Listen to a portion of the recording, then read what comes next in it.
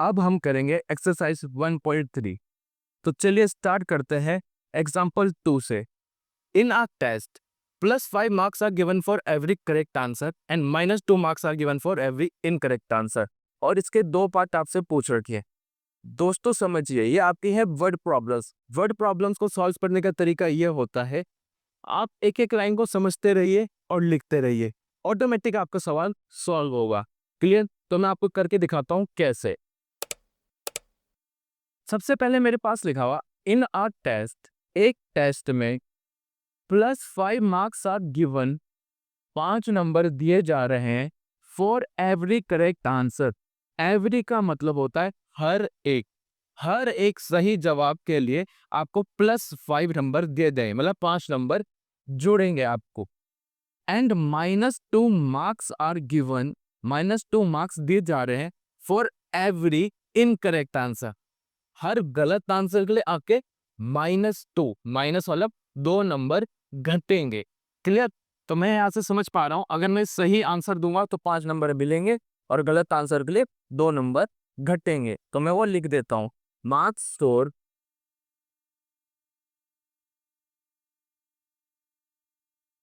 Every correct answer.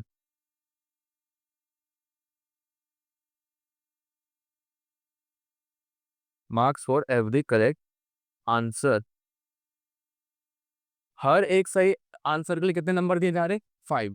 समझे आप कैसे क्रम है? जो मेरे समझ में आ रहा है मैंने वो लिख दिया। आगे उसने कहा मार्क्स फॉर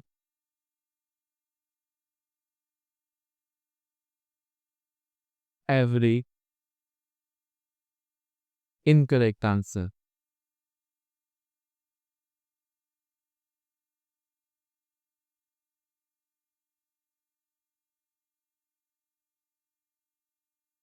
हर एक गलत आंसर में 2 नंबर कटेंगे। ठीक है, प्लस मतलब हो रहा है जोड़ना और माइनस में घटना रिप्रेजेंट कर रहा है।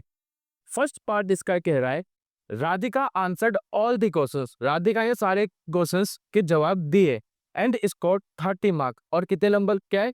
30 मार्क्स। दो दो मीन्स होता है हालांकि सी गोट 10 करेक्ट आंसर। हालांकि उसने 10 सही आंसर दिए थे, उसके बावजूद भी उसके 30 नंबर आ रखे हैं। अब यहाँ पे कंफ्यूज नहीं होना, जो जो गिवन है वो मैं लिखता जा रहा हूँ। Radhika answered all the questions. Radhika ने सारे जवाब दिए एंड स्कोर 30 मार्क्स। राधिका के कितने मार्क्स आ रखे? 30। तो मैं यहाँ लिख देता हूँ total marks of Radhika. Clear? जो उसने दे रखा था मैं उसने लिख दिया, total marks of Radhika. Word problem ऐसे ही सॉल्व होती है, स्टेप बाय स्टेप। एक बारी में समझना चाहोगे तो प्रॉब्लम हो सकती है स्टार्टिंग में। टोटल मार्क्स ऑफ राधिका कितने हैं? 30। दो, हालांकि सी गॉट 10 करेक्ट आंसर। हालांकि उसने 10 सही जवाब दिए थे। अब बात को समझिए, एक सही जवाब के कितने नंबर मिल रहे? मार्क्स फॉर एवरी क्या है? 5 मार्क्स। तो 10 के कितने मिलते? 50 marks. Clear? Marks for 10 correct answer.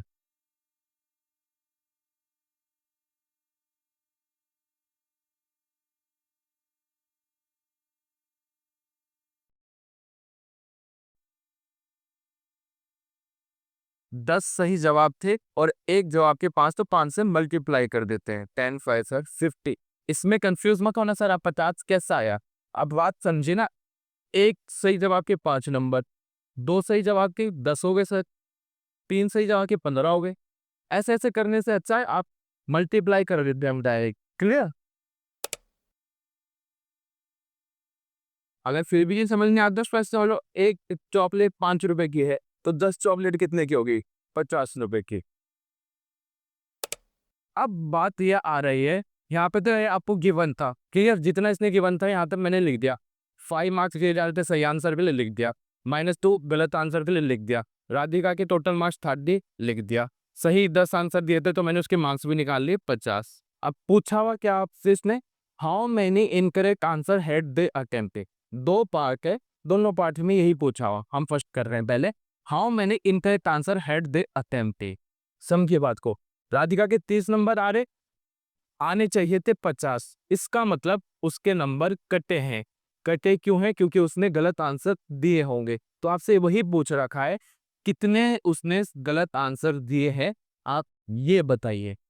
अब आप यहाँ पे एक फॉर्मूला याद कर लेना इनकरेक्ट मार्क्स का। किसका? इनकरेक्ट मार्क्स का। ये काम आएगा आपके। इनकरेक्ट मार्क्स का फॉर्मूला होता है टोटल मार्क्स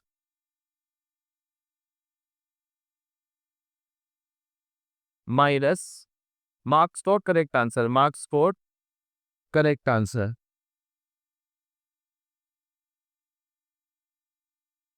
आंसर क्लियर? ये मैं निकाल रहा हूं उसके कितने नंबर कटे हैं। सबसे पहले आपको ये निकालना पड़ेगा कितने नंबर उसके माइनस हो रखे हैं। उसका फॉर्मूला होता है इनकरेक्ट मार्क्स निकालने का, total marks minus marks for correct answer. Total कितने मार्क्स है उसके? 30 माइनस करेक्ट आंसर के कितने मार्क्स आने चाहिए थे? 50। आपका आंसर आया -20। 50 में से 30 गए 20, साइन बड़े नंबर का -20। तो इसलिए दर्शा रहा है उसके 20 नंबर कटे हैं। तो आपसे ये पूछा था क्या कि कितने उसके नंबर माइनस हो रखे? नहीं, आपसे पूछा था हाउ मेनी इनकरेक्ट आंसर्स। ये बताइए कितने सवाल या कितने आंसर उसने गलत किए थे। ये नहीं पूछा कि कितने नंबर कटे हैं। तो इसके लिए कैसे करेंगे? नंबर ऑफ इनकरेक्ट आंसर आप निकालेंगे। नंबर ऑफ इनकरेक्ट, स्पेलिंग गलत हो गई है, सॉरी। मिट जा भाऊ। नंबर ऑफ इनकरेक्ट आंसर आप निकाल रहे हैं। समझे यहाँ पे कैसे निकलता है? कितने नंबर उसके कट रखे? 20 नंबर। माइनस इसलिए ही रिप लगा रहा हूँ, 20 नंबर कट रखे। हर एक सवाल का कितना कट रहा था? 2 नंबर। तो इसको डिवाइड कर देंगे आप, -2। क्लियर? माइनस से माइनस कटा, 2 10 20। तो उसने कितने गलत जवाब दिए थे? 10। नंबर ऑफ इनकरेक्ट आंसर आ गया 10। समझा? कुछ भी नहीं था जो उसने गिवन था, मैं लिखता गया। बस मेरे को इसमें एक चीज याद रखनी थी, इनकरेक्ट मार्क्स का फॉर्मूला। ऑटोमेटिक सवाल सॉल्व हो गया। सेकंड पार्ट भी बिल्कुल सेम है, मैं करता हूं, आपको समझ में आ जाएगा। अब देखिए second part. J also answered all the questions. J ने भी सारे सवालों का जवाब दिया एंड स्कोर्ड -12 मार्क्स। और उसके कितने नंबर हारे? -12। टोटल मार्क्स ऑफ जे -12।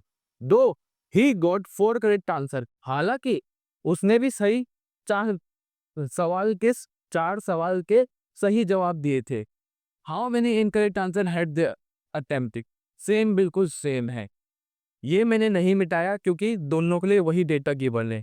जिस टेस्ट को जे दे रहा था उसमें भी 5 नंबर मिल रहे थे, एक सही जवाब के और एक गलत आंसर के -2। तो वो वापिस से वही लिखा था जैसे मैंने ऑलरेडी लिखा हुआ है। अब देखिए, J also answered all the questions, ठीक है, and scored -12 marks. Same to same जैसे हमने पहले किया था। टोटल मार्क्स ऑफ जे,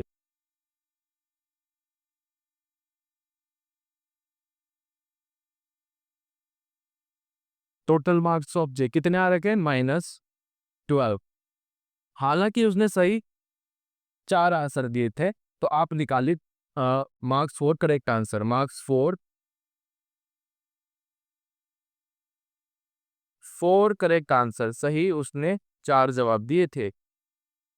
जैसा हमने पिछले सवाल में किया था सेम टू सेम वैसा ही हो रहा है। एक सवाल के 5 नंबर तो 5 से मल्टीप्लाई करिए, आने चाहिए थे उसके 20 नंबर। अगर 4 सही से तो 20 आने चाहिए थे।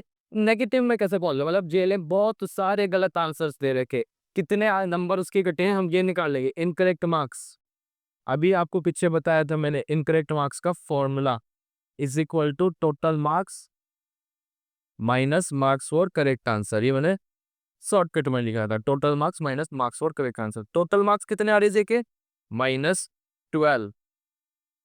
करेक्ट आंसर के मार्क्स 20। माइनस माइनस प्लस, तो बन गया 30 गुड, साइन बड़े नंबर का माइनस। मतलब कि जे के 32 नंबर कट रखे हैं, तभी तो उसके नेगेटिव में नंबर चले गए। इनकरेक्ट मार्क्स आ रखे उसके 32 नंबर दे के कट रखे हैं। How many incorrect answer had he attempted? कितने? आपने ये तो बता देते 32 नंबर कट रखे। सवाल बताओ कितने सवाल गलत करे। Number of incorrect answers number निकालने हैं हमें। समझ रहे होंगे आप, आई होप।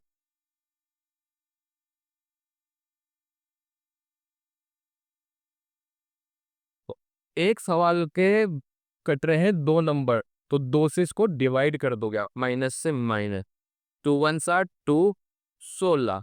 तो जे ने जो है 16 गलत जवाब दिए थे। क्लियर। अब हम करते हैं example number 3। Example number 3. A shopkeeper earns a profit of ₹1 by selling one pen and incurs a loss of 40 paise per pencil while selling pencils of her old stock. जैसे हमने एग्जाम्पल नंबर 2 किया था, same to same वैसा ही है, बस difference इतना है, उसमें आप मार्क्स वगैरह पढ़ रहे थे, है ना, इसमें आपको पेन पेंसिल और प्रॉफिट लॉस दे दिया। तरीका बिल्कुल सेम टू सेम है, घबराने की जरूरत नहीं है। तो मैंने आपको बताया बट प्रॉब्लम सॉल्व करने का तरीका है स्टेप बाय स्टेप, जो गिवन है वो लिखते रहो। आ शॉपकीपर, एक दुकानदार, अर्न्स अ प्रॉफिट ऑफ ₹1, कमाता है, प्रॉफिट मतलब फायदा हो रहा है उसको, ₹1 का, बाय सेलिंग वन पेन। अगर वो एक पेन बेच रहा है तो उसे ₹1 का फायदा हो रहा है। तो मैं यहां से समझ पा रहा हूं profit earn by one pen, एक पेन से ₹1 का फायदा होता है। तो मैंने वो लिख दिया, जो जो समझ में आ रहा है वो लिखते जाओ। And incurs a loss of 40 पैसे।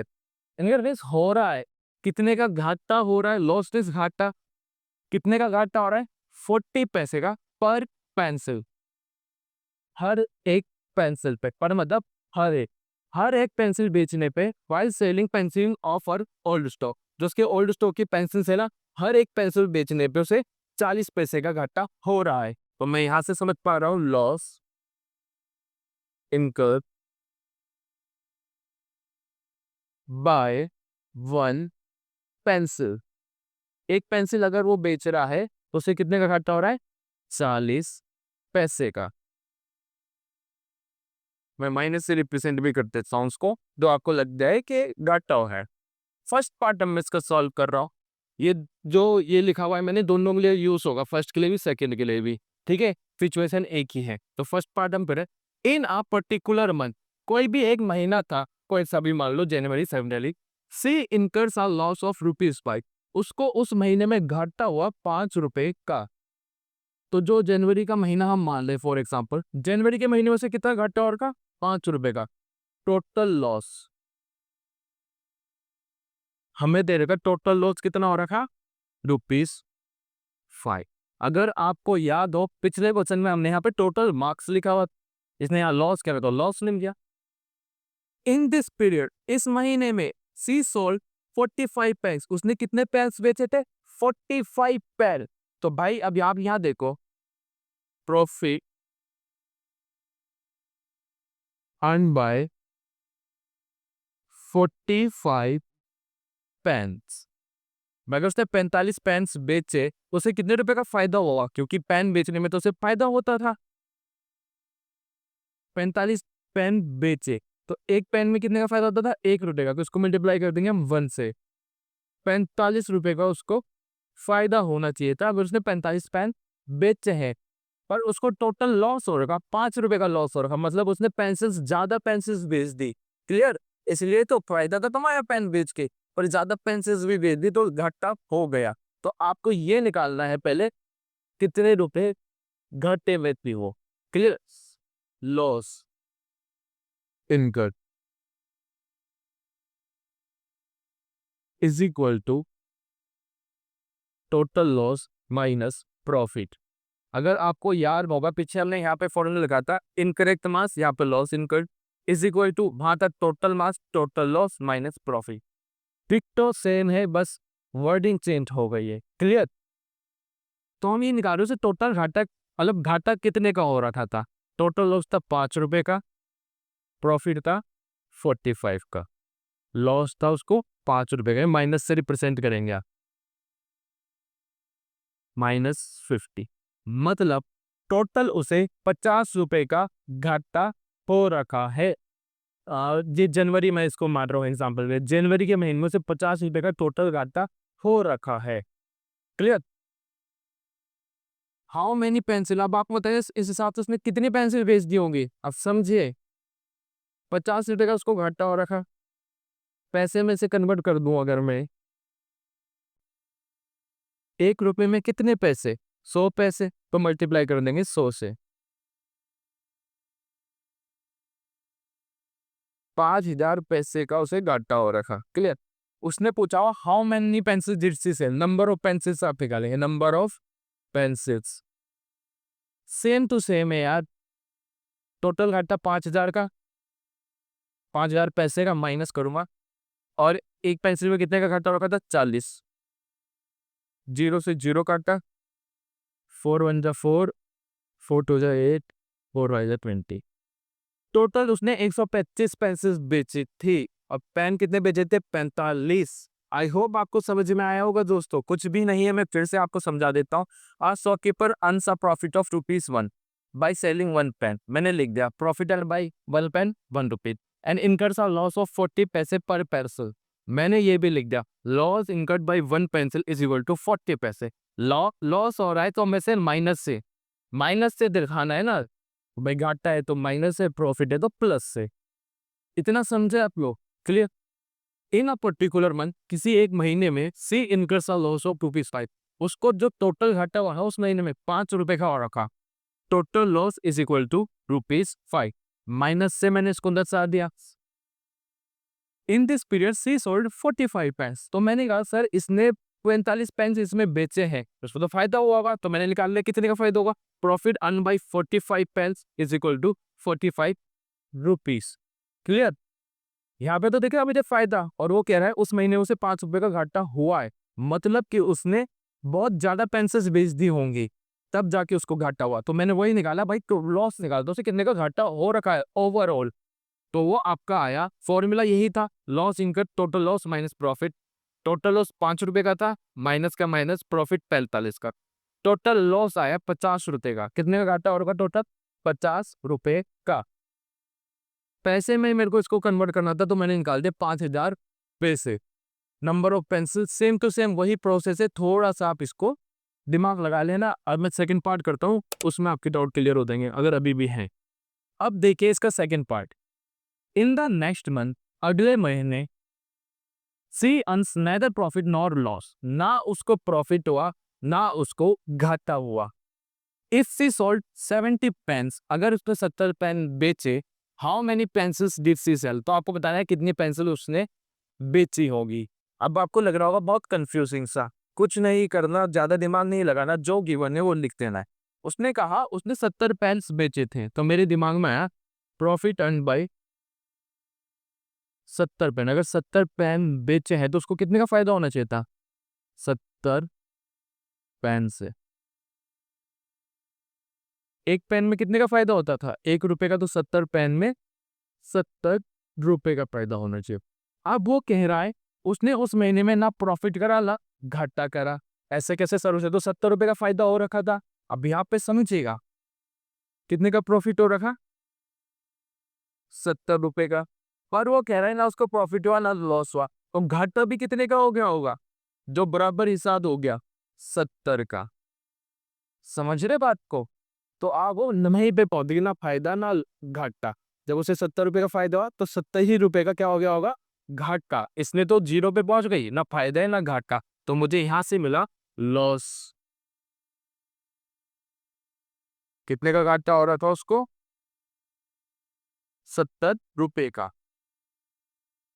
इसे मैं पैसे में कन्वर्ट करूंगा, क्योंकि लॉस जो है ना, पेंसिल बेचने तो उसको लॉस हो रहा था, और पेंसिल का लॉस पैसे में दे रहा था, तो इसे मैं पैसे में कन्वर्ट कर देता हूँ। 70 इंटू 100 इक्वल टू 7000 पैसे का उसे घाटा हो रखा है।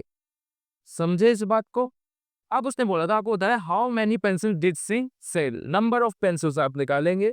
बहुत आसान है नंबर ऑफ पेंसिल्स निकालना।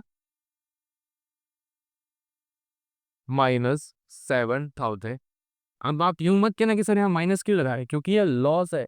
इसको घाटे को मैं नेगेटिव के साइन से दर्शा रहा हूँ। 7000 पैसे का उसको टोटल घाटा था, और एक पेंसिल बेचने में उसे घाटा होता था 40 पैसे का। 40 पैसे का सॉल्व करेंगे, आंसर आ जाएगा। जीरो से जीरो काटा, 4 1 7 4 बना इधर 30, 7 7 28, 175 पेंसिल उसने कुछ महीने में बेची थी। अब हम करते हैं next question number 1। Question number 1, evaluate each of the following. मतलब जो ये आपको नीचे सवाल दे रखे हैं इनको आपको सॉल्व करना है। -30 डिवाइडेड बाई 10, 50 डिवाइडेड बाई -5। अब आप समझिए, इसमें कंफ्यूज नहीं होना है आपको। क्लियर? डिवीजन है तो डिवीजन के रूल्स में आपको बता देता हूं। सेम साइन, अगर सेम साइन हुए तो आंसर आता है पॉजिटिव। डिफरेंट साइन, अगर साइन अलग अलग हुए तो आपका आंसर आता है नेगेटिव, जो कि मैंने आपको इंट्रोडक्शन में भी सिखाया था। डिवीजन आपको आता ही होगा। जैसे आपको इसमें देखा first part -30 divided by 10। Confuse मत हो, डिवाइड तो कर लो पहले। पहला नंबर बॉक्स के अंदर, दूसरा बाहर। 10 3 जार 30, कर दी गया। डिवाइड करके आंसर आ रहा 3। अब सवाल ये होता है सर पॉजिटिव का कि नेगेटिव का। रूल देख लो, डिफरेंस साइन है, एक पॉजिटिव है एक नेगेटिव है। डिफरेंस साइन में आंसर आपका क्या आता है? नेगेटिव। समझे बात को? सेकंड पार्ट में कर रहा हूँ 50 डिवाइडेड बाई -5। साइन को भूल जाओ, अभी सिंपल 50 को डिवाइड कर दो 5 से। 5 1 7 5, नीचे बचा कुछ नहीं, 0 उतरा। 5 0 सा 0, नीचे बचा कुछ नहीं। अगर आप नहीं समझ पा रहे होंगे सर आपने 0 से क्यों मल्टीप्लाई करा, तो ये वीडियो मैंने डिवीजन में सिखा रखा है, डिवीजन की पूरी वीडियो बना रखी। आंसर आया 10। सर साइन किसका लगाओ, पॉजिटिव का कि नेगेटिव का? डिफरेंस साइन है, माइनस और प्लस के, तो डिफरेंस साइन में हमेशा आंसर आता है आपका नेगेटिव का। -36 डिवाइडेड बाय -9, आप इसको डिवाइड कर लेंगे तो आपका आंसर आएगा 9 4 ज़ा 36। डिवाइड करना तो आपको आता होगा। आंसर आया 4। सेम साइड है सर, दोनों नेगेटिव के हैं। सेम साइन का आंसर पॉजिटिव का। -49 डिवाइडेड बाई 49, मैं फिर भी कर रहा हूं यहाँ पे डिवाइड, 1 से हो गया। आंसर आया 1। सर साइन किसका आएगा, नेगेटिव का कि पॉजिटिव का? इसमें सिर्फ आपको यही सीखना है, जब डिवीजन होगा तो हम साइन किसका लगाएंगे, नेगेटिव का कि पॉजिटिव का? डिवीजन आपको आता है, उसका मैंने रूल बता दिया। डिफरेंस साइन है इसमें, एक पॉजिटिव है एक नेगेटिव है, तो डिफरेंस साइन में आंसर हमेशा नेगेटिव का आएगा। ये वाला सवाल आप सॉल्व करते हैं, इसको मैं मिटा देता हूँ।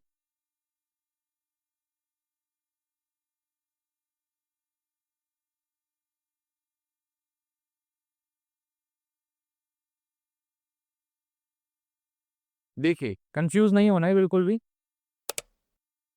13 डिवाइडेड बाई -2 प्लस 1, जो ये आपके स्क्वायर ब्रैकेट दे रखे हैं इनका मतलब क्या होता है, पहले ब्रैकेट को सॉल्व करो। 13 डिवाइडेड बाय, पहले मैं ये ब्रैकेट को सॉल्व करके देख लेता हूँ आंसर क्या आ रहा है। आपको ब्रैकेट दे रहे हैं -2 प्लस 1, माइनस प्लस माइनस, दो में से एक गया, एक साइन बड़े नंबर का 2 का, तो ये आपका सॉल्व करके ये आएगा 13 डिवाइडेड बाय -1। 13 को आप डिवाइड करोगे -1 से तो आंसर क्या आएगा, यहाँ ये कंफ्यूज मत होना यार दोस्तों। क्या आएगा आंसर, 13 ही आएगा। समझ गए? क्योंकि बच्चे कंफ्यूज, मैं ये बॉक्स क्यों बना रहा, बच्चे कंफ्यूज इसलिए होते हैं सर बॉक्स के अंदर कौन से नंबर लिखेंगे, 13 को कि 1, तो इसलिए मैं वहाँ वो बना के दिखा रहा हूँ कौन सा नंबर आ रहा है। और साइन नेगेटिव का, डिफरेंट साइन थे। 0 डिवाइडेड बाई -12, 0 को आप किसी भी नंबर से डिवाइड करेंगे तो आंसर आएगा 0। क्लियर? ये चीज भी आपको मैं बता देता हूँ, इसका रूल लो, सारे रूल सिखाऊंगा, घबराना मत। 0 डिवाइडेड बाई -12, इसका मतलब होता है 0 अपॉन -12, तो आपका आंसर आई है 0। अगर ये ऐसे होता -12 अपॉन 0, तो आपका आंसर आता का डिफाइन, डिनोमिनेटर में आपका 0 नहीं आ सकता। तो यहाँ कंफ्यूज मत होना कि सर आपने 0 क्यों लिखा, क्योंकि ये 0 ऊपर था। क्लियर दोस्तों? -31 डिवाइडेड बाई -30 प्लस -1, इसको पहले हम -31 को लिखते हैं -31 डिवाइडेड बाय, इस बॉक्स को मैं सॉल्व कर लेता हूँ साइड में पहले, -30 प्लस इंटू माइनस, ब्रैकेट का मतलब multiply, plus into minus, minus minus minus plus, answer आया -31। क्लियर? -31 डिवाइडेड बाई -31, 31 को डिवाइड करोगे 31 से आंसर क्या आएगा 1, दोनों साइन सेम है, नेगेटिव नेगेटिव, तो आंसर है आपका पॉजिटिव 1। क्लियर? कोई डाउट तो नहीं है? आई होप कोई डाउट ना हो आप लोगों को। -36 डिवाइडेड बाई 12, पहले आप ब्रैकेट के अंदर के सॉल्व करेंगे, उसके बाद बाहर सॉल्व करेंगे, divided by 3 equal -36 divided by 12। आपको ये तो डिवाइड करना आता होगा, 36 को डिवाइड करोगे 12 से तो क्या आंसर आएगा? 3। पॉजिटिव का कि नेगेटिव का? डिफरेंट साइन, तो साइन आएगा नेगेटिव का। अब डिवाइड करना है हमें जो बचा हुआ, -3 डिवाइडेड बाई 3 1। पॉजिटिव का कि नेगेटिव का? साइन है डिफरेंट, तो नेगेटिव का। क्लियर? आसान है दोस्तों ये बहुत। अब आते हैं हम नेक्स्ट क्वेश्चन में। Question number 2, verify that a divided by b plus c is not equal to a divided by b plus a divided by c for each of the following values of a, b and c। ये आपका सवाल है, बहुत simple सवाल है, समझिए। Verify मतलब क्या होता है, आप इसे कंफर्म करिए। क्लियर? मैंने पहले भी एग्जांपल बता रखा है। फॉर एग्जांपल किसी ने मर्डर करा और मैंने उसको देख रखा है, ठीक है, मैंने पुलिस को बताया कि भाई ऐसे ऐसे कोई बंदा था, उसने मर्डर करा। पुलिस ने उसको अरेस्ट करा मेरे बताने के उससे। अब पुलिस मेरे को बुलाएगी वहाँ पुलिस स्टेशन में कि वेरीफाई करो यही था कि नहीं था। मैं वेरीफाई करूंगा, हाँ सर यही था, कंफर्म करना। वेरीफाई मीन्स कंफर्म करना। तो आपको इसमें वेरीफाई करना है, जो a divided by b plus से होता है ना, वो इक्वल नहीं होता है a divided B plus a divided by C. अगर आप कंफ्यूज हो रहे होंगे तो या देख पा रहे होंगे ये कौन सी प्रॉपर्टी है, डिस्ट्रीब्यूटिव प्रॉपर्टी। यही होती है आपकी distributive property, A B plus C. A की मल्टीप्लाई पहले हम बी से करते हैं प्लस ए सी। और इंट्रोडक्शन वीडियो में मैंने आपको यही बताया था, ये डिवीजन में काम नहीं करती है। तभी यहाँ पे जब हमने ए डिवाइडेड बाई बी प्लस सी करा, ये नॉट इक्वल आया। तो आपको ये प्रूफ करके दिखाना है कि नॉट इक्वल होता है। करने का तरीका मैं आपको दिखाता हूँ, बहुत आसान है, इसमें कंफ्यूज मत होना। देखिए कितना आसान सवाल है। फर्स्ट पार्ट में इसका कर रहा हूँ। पहले मेरे को ये दे रखा, क्या प्रूफ करना है वो लिख देता हूँ। मेरे को दे रखा A divided by B plus C is not equal to A divided B plus A divided by C, क्योंकि डिस्ट्रीब्यूटिव प्रॉपर्टी डिवीजन में काम नहीं करती। अब फर्स्ट पार्ट सॉल्व करो तो ए बी सी की वैल्यू आपको गिवन है, लिख दो। ए की वैल्यू 12 डिवाइडेड बाई बी की वैल्यू -4 प्लस सी की वैल्यू 2। सीधे सीधे वैल्यू भरो। ए की वैल्यू कितनी है?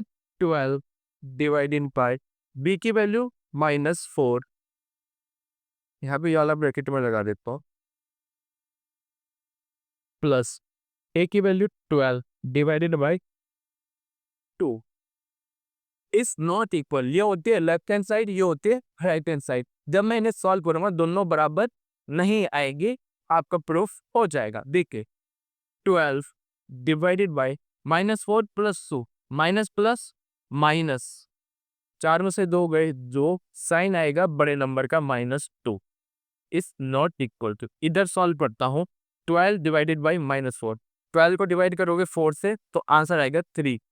डिफरेंट साइन है, एक पॉजिटिव एक नेगेटिव, तो आंसर नेगेटिव का है। 12 divided by 2 6, 12 divided by -2 divide करेंगे आंसर आएगा 6।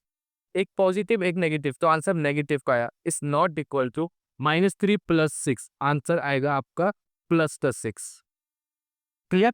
और सॉरी 6 नहीं आएगा, 3 आएगा आंसर। माइनस प्लस माइनस, 6 में से 3 गए, 3, साइन बड़े नंबर का प्लस का, तो प्लस का 3। क्या दोनों इक्वल है?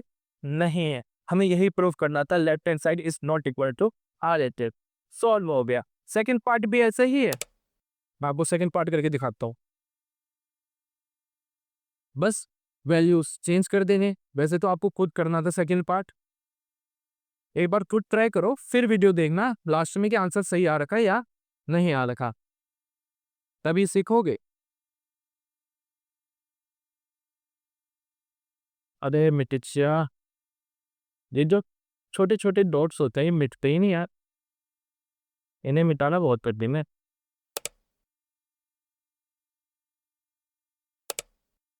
सेकेंड पार्ट कम कर रहे हैं, कुछ नहीं, सेम तो सेम है, यही प्रूव करना है। a divided by b plus c is not equal to a divided by b plus a divided by c। सिर्फ वैल्यूज चेंज हो जाएंगी। सेकंड वैल्यू, a की वैल्यू है -10 डिवाइडेड बाय, मैं ब्रैकेट में लिख लेता हूँ, b plus c, 1 plus 1, b की वैल्यू 1 थी तो 1, c की वैल्यू 1 थी तो 1, is not equal to a divided b -10 divided by 1 plus -10 divided by 1।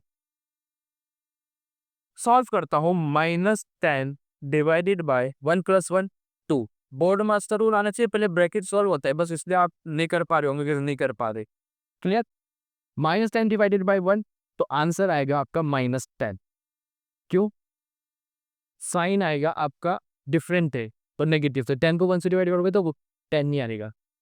Plus -10 divided by 1 -10, -10 divided by 2 -5 is not equal to -10 plus into minus minus, नीचे answer है -5 is not equal to -20 और आपका सवाल solve हो गया। अब करते हैं हम next question. Question number 3, fill in the blanks. Fill in the blanks, खाली स्थान को फिल करो। ब्लैंक्स में खाली, फिल में भरना। 369 डिवाइडेड बाई 365। अच्छा, बहुत आसान सवाल है। डिवीजन हो रहा सब में। डिवीजन का रोल क्या होता है आप लोगों को पता होगा। एक सेम साइन अगर होता है, सेम साइन अगर होता है तो आंसर आपका आता है पॉजिटिव। डिफरेंट साइन अगर होगा, डिफरेंट साइन में आपका कैसा आंसर आता है? नेगेटिव। ये डिवीजन और मल्टीप्लाई दोनों का रूल होता है। अब समझो यहाँ पे 369 को किससे डिवाइड करूं कि 369 ही आ जाए। डिवीजन आपको आता होगा। अगर आपको नहीं कुछ चेंज करना है तो किससे मल्टीप्लाई करते हैं? 1 से। समझ रहे आप? ध्यान देखो, 369 को अगर 1 से डिवाइड करोगे, 1 3 जार 3, बचा नीचे 6, 1 6 जार 6, बचा नीचे 9, 1 9 जार 9। 369 को 1 से डिवाइड करोगे तो आंसर 369 ही आएगा। 75 को किससे डिवाइड करूं कि आंसर 1 आ जाए? साइन को आप बाद में कंसीडर करेंगे, साइन को हम बाद में कंसीडर करते हैं। पहले हम देखते हैं 75 को किससे डिवाइड करो कि आंसर 1 आ जाए। सेम नंबर से डिवाइड कर देंगे 75 से ही। समझ रहे हैं बात को? 2 डिवाइडेड बाई 2 1 होता है, अगर हम सेम नंबर से डिवाइड कर देते तो 1 आता। अब आंसर नेगेटिव आना चाहिए तो रूल्स चेक करो। नेगेटिव आंसर के लिए डिफरेंट साइन चाहिए, एक नेगेटिव एक पॉजिटिव। समझ रहे बात को कैसे सॉल्व करना है? -206 को किससे डिवाइड करूं आंसर 1 आ जाए।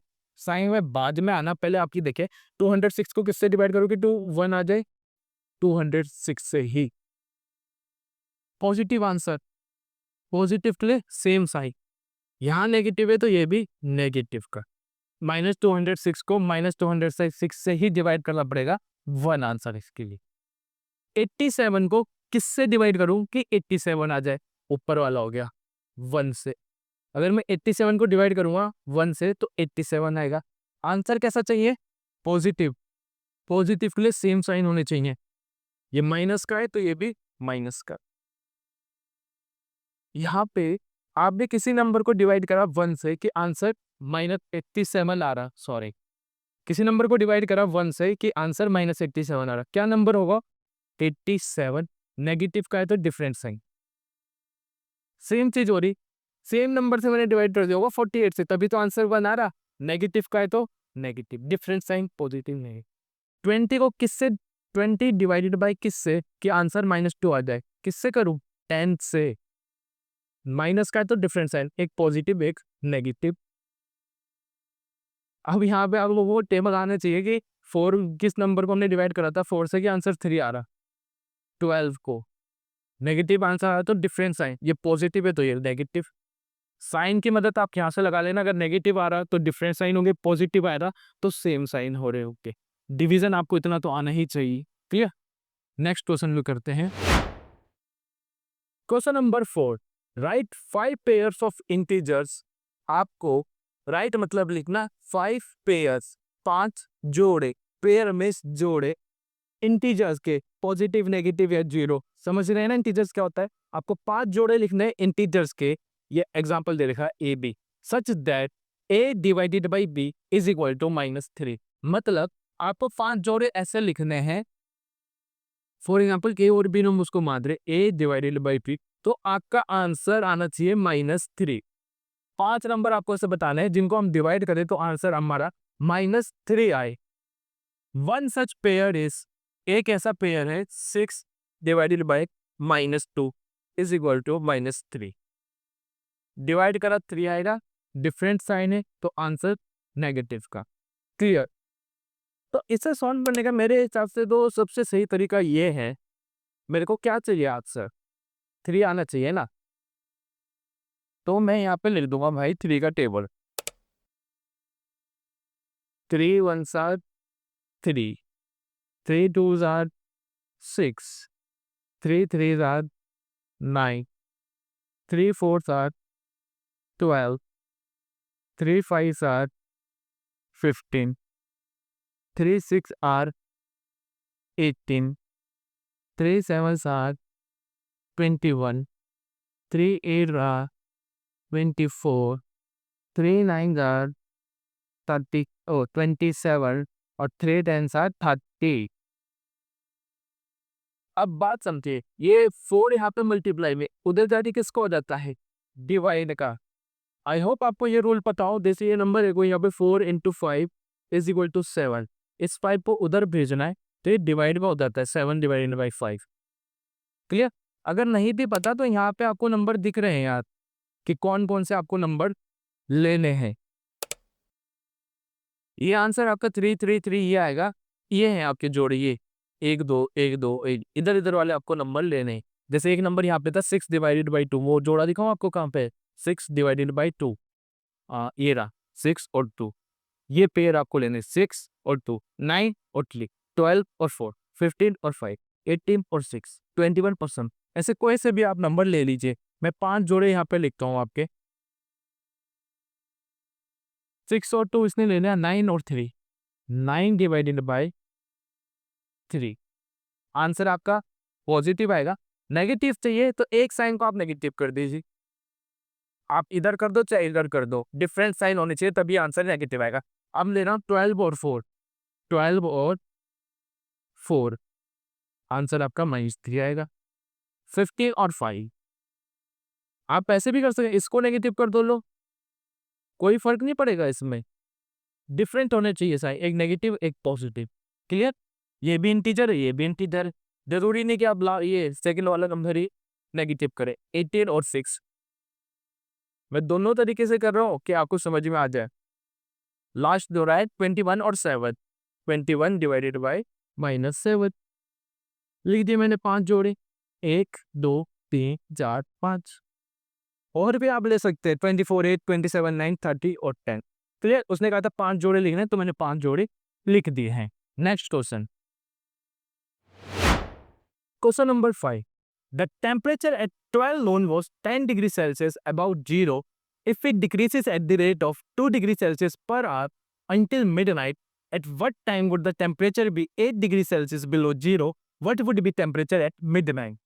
हो सकता है आपको समझने में ये कठिन लग रहा हो कि सर ये क्या है, पर वर्ड प्रॉब्लम का तरीका क्या होता है, स्टेप बाय स्टेप आप करेंगे, लाइन बाय लाइन। समझिए, सबसे पहले मैं क्या समझ पा रहा हूँ इसमें, टेम्परेचर एट 12 नून, दोपहर के 12 बजे, नून मीन्स दोपहर, दोपहर के 12 बजे जो टेम्परेचर था वो था 10 degree Celsius above zero.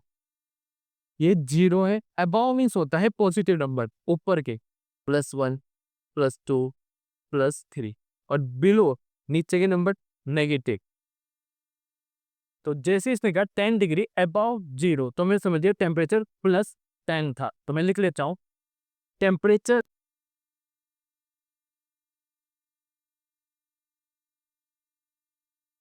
Eight 12 नून कितना था, 10 डिग्री सेल्सियस, पॉजिटिव था तो 10 डिग्री सेल्सियस। प्लस लिखना जरूरी भी नहीं है, जिस नंबर के आगे कोई साइन नहीं होता पॉजिटिव ही होता है, फिर भी मैंने लिख दिया है।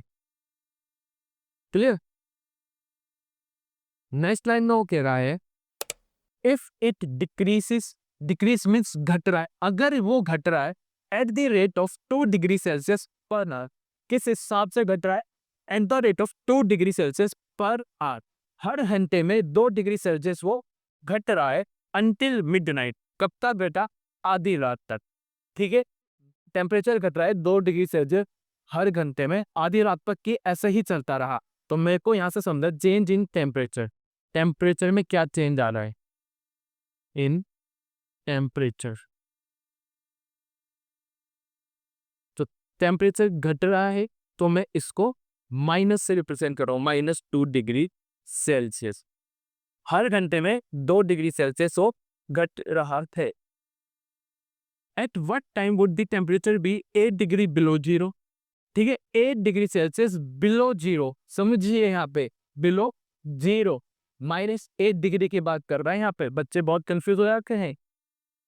What would be temperature at midnight, और आधी रात को टेम्परेचर क्या होगा, तो सबसे पहले मैं निकाला था अभी दिन के 12 बजे तक जो टेम्परेचर था 10 डिग्री था, आधी रात को क्या टेम्परेचर होगा, मैं यहाँ निकाल रहा हूँ साइड में, 12 बजे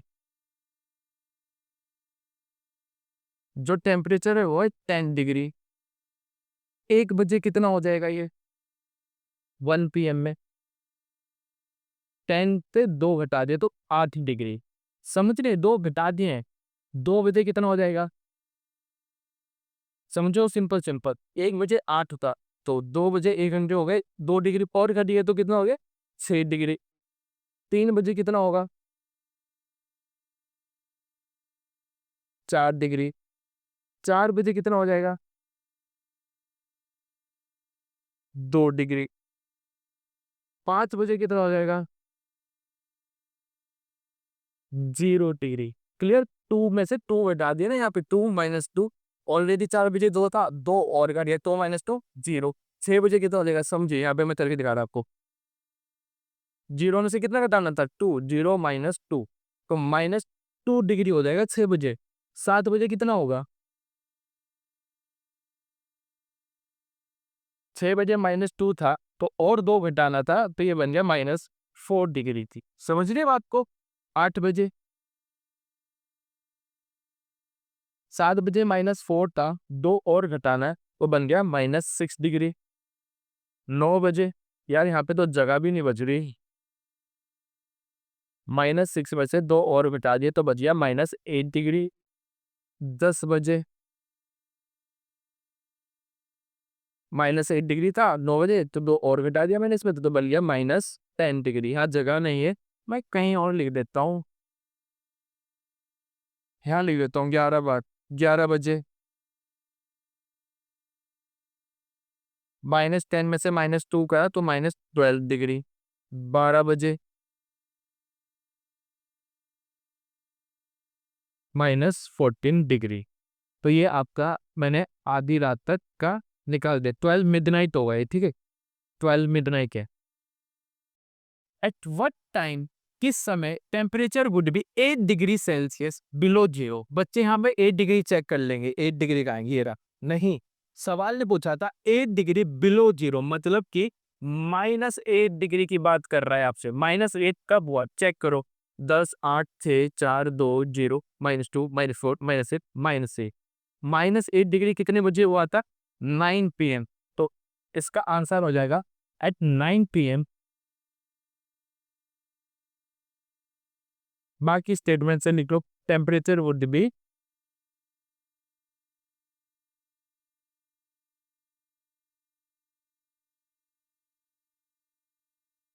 -8 डिग्री सेल्सियस, या आपने माइनस में लिख दिया, 8 डिग्री बिलो जीरो मतलब -8 degree Celsius. What would be temperature at midnight, आधी रात को टेम्परेचर कितना हो जाएगा -14, तो आप लिखेंगे temperature at midnight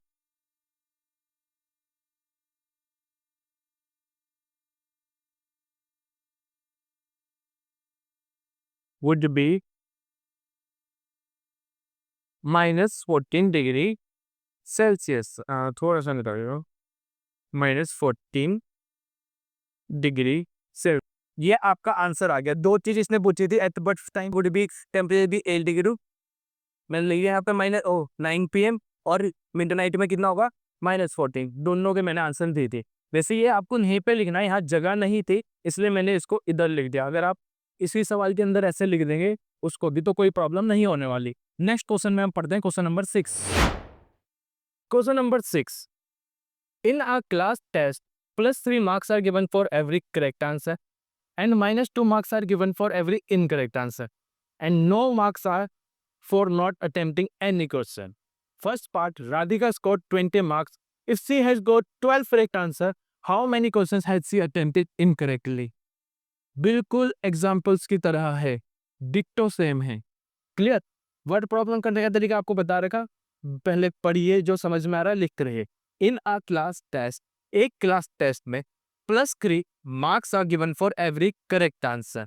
every means हर एक करेक्ट आंसर के लिए कितने नंबर दिए जा रहे थे?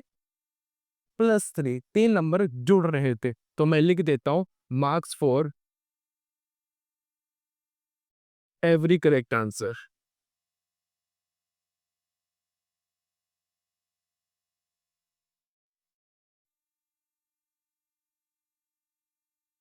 कितने थे? +3 and -2 marks are given for every incorrect answer. -2 का मतलब 2 नंबर कट रहे थे। एवरी इनकरेक्ट आंसर, हर एक आंसर अगर गलत दिया आपने तो 2 नंबर आपके कट जाएंगे। Marks for every incorrect answer.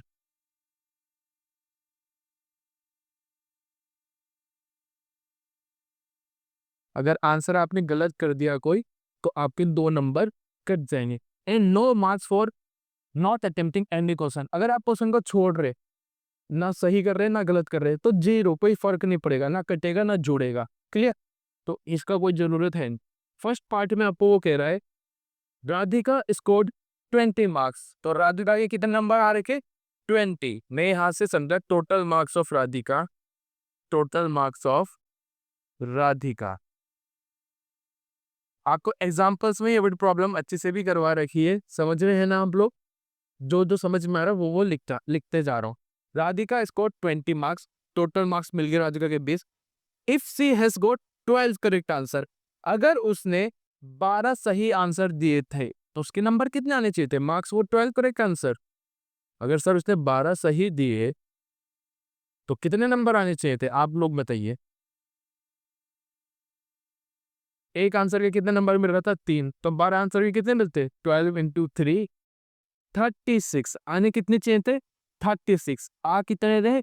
20। तो इसका मतलब उसके नंबर कटे हैं। क्यों कटे हैं? उसने गलत जवाब दिए हैं, क्योंकि हर गलत जवाब के लिए 2 नंबर कट रहे थे। तो उसके यहीं से मुझे पता चल रहा है आने 36 से चाहिए थे, आ 20 रहे, 16 नंबर कटे। कितने नंबर कटे?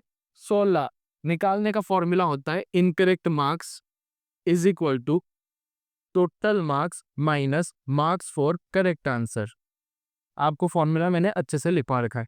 इनकरेक्ट मार्क्स निकालने का फॉर्मूला है टोटल मार्क्स कितने उसके? 20 minus marks for correct answer. तो करेक्ट आंसर के कितने मार्क्स हैं? 36। आपका आंसर आया -16। कितने नंबर कट रखे? 16 नंबर। सवाल में आपसे पूछा था how many questions has she attempted incorrectly. आपको ये बताना है कितने गलत जवाब उसने दिए हैं, कितने सवालों के जवाब गलत दिए हैं। उसने ये नहीं पूछा कितने नंबर कटे हैं, कितने सवालों का गलत जवाब दिया है। नंबर ऑफ क्वेश्चंस आपसे पूछ रहा है, नंबर ऑफ क्वेश्चंस। उसे निकालने का तरीका ये है सिंपल। कितने नंबर कट रहे उसके? 16 नंबर। एक सवाल में कितने कट रहे थे? 2। तो आप इसे डिवाइड कर देंगे, माइनस से माइनस काट दिया, 2 8 7 16। आपका आंसर आ गया सर उसने 8 गलत आंसर दिए हैं, इसलिए उसके 36 की जगह 20 आ रहे हैं। सिंपल। नेक्स्ट क्वेश्चन भी हमारा सेम टू सेम होगा। सेकेंड पार्ट अब हम इसका कर रहे हैं in a class test +3 marks are given for every correct answer. Situation दोनों के लिए सेम है, एक ही टेस्ट वो दे रहे थे, राधिका भी और मोहिनी भी। क्लियर? क्या सिचुएशन है? Marks for correct answer, same to same लिखेंगे, marks for every correct answer. यही सिचुएशन थी, हर एक सही जवाब के लिए आपको मिलेंगे 3 नंबर। एवरी करेक्ट आंसर, हर सही जवाब के लिए आपको मिलेंगे 3 नंबर। और marks for every incorrect answer, marks for every incorrect answer. मैं दोबारा से क्यों लिख रहा हूँ, ये आपको दिखाने के लिए कि देखो डिट्टो सेम है। एवरी इनकरेक्ट आंसर कितने नंबर मिलेंगे, -2। And no marks for not attempting any. अगर आप क्वेश्चन को छोड़ोगे ही नहीं, ना गलत ना सही, तो कोई नंबर नहीं मिलेगा। Mohini scores -5 mark in this test. Mohini के कितने नंबर आ रखे, -5। Total marks of Mohini, total marks of Mohini दे रखे आपको कि मोहिनी के टोटल नंबर आ रखे -5। इतना आपको वर्ड प्रॉब्लम को सॉल्व करने के लिए आना चाहिए कि टोटल मार्क्स है कि मोहिनी के 5 नंबर आ रखे -5। तो मैंने समझा टोटल मार्क्स ऑफ मोहिनी -5। दो, हालांकि सी हैज गॉट 7 करेक्ट आंसर, हालांकि उसने 7 सही जवाब दिए थे। तो सही 7 जवाब दिए तो कितने नंबर आने चाहिए थे, मार्क्स फॉर 7 करेक्ट आंसर। कितने नंबर आने चाहिए थे, एक सवाल का कितना मिल रहा था, 3, तो 7 सवाल के 21 आने चाहिए थे। 21 आ रहे -5, मतलब उसने गलत जवाब दिए हैं और उसके नंबर नेगेटिव हो रखे, कट रखे। कितने नंबर कट रखे, incorrect marks, total marks minus marks for correct answer. Total marks कितने हैं, -5, minus marks for correct answer 21, minus minus plus, 21 और 5 26, साइन बड़े नंबर का -26। कितने नंबर कट रखे उसके, 26 नंबर कट रखे हैं। इसमें भी आपसे पूछा था how many questions has she attempted incorrectly. आपको ये नहीं बता रहा कि कितने नंबर कटे, कितने सवालों का उसने गलत जवाब दिया है, नंबर ऑफ क्वेश्चंस।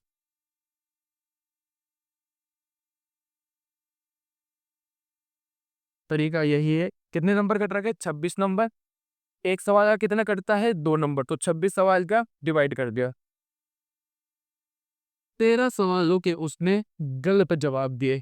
आप लोगों से मैं एक रिक्वेस्ट करना चाहूंगा, जो ये वर्ड प्रॉब्लम है ना, वर्ड प्रॉब्लम चाहे कैसे भी आ जाए दुनिया की, जरूरी नहीं है कि सेम टू सेम क्वेश्चन आएगा पेपर में तभी आप कर पाएंगे। अभी आप छोटी क्लास में, वैसे सेम टू सेम आएगा।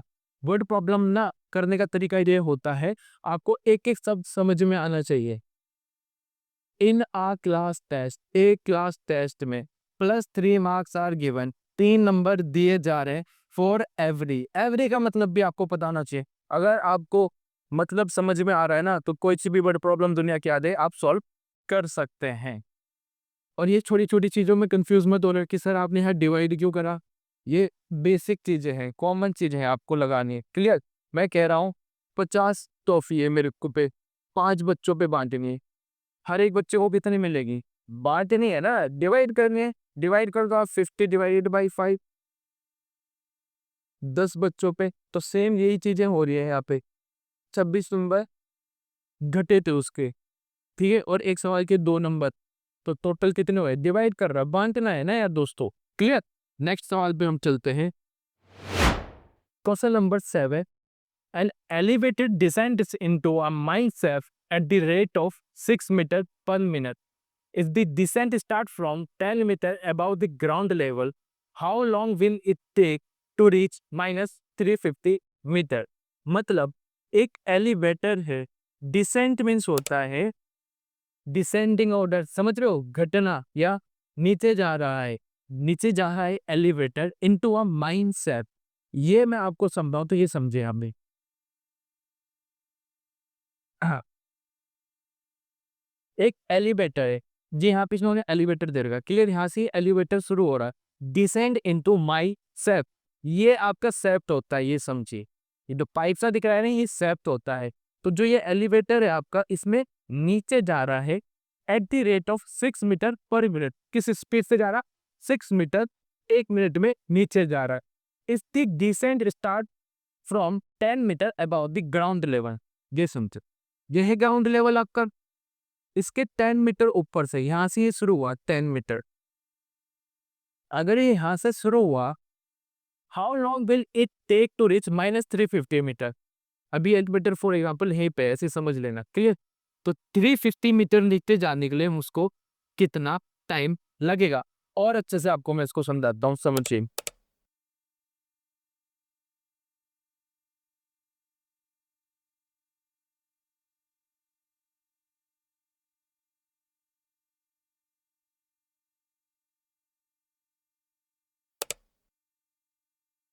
ये आपका ग्राउंड लेवल है, क्लियर। एक एलिवेटर है आपका यहाँ पे 10 मीटर अबव, यहाँ 10 मीटर का डिफरेंस है, इसे कितने नीचे जाना है, -350 मीटर। ये आपका ग्राउंड लेवल है।